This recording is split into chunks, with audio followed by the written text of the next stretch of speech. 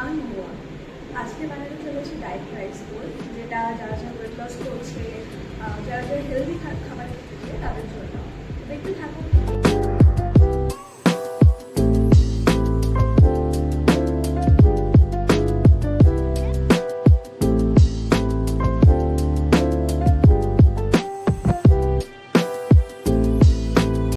এখন আমরা রাইস বল রেডি করব।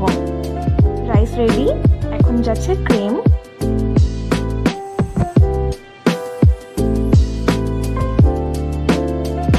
যাচ্ছে ফ্রাইড ভেজিটেবল,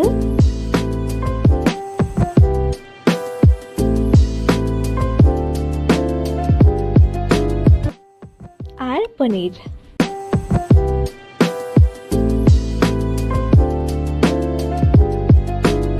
দেখুন কত টেস্টি লাগছে দেখতে। চলুন আমি টেস্ট করে দেখি কেমন হয়েছে খেতে।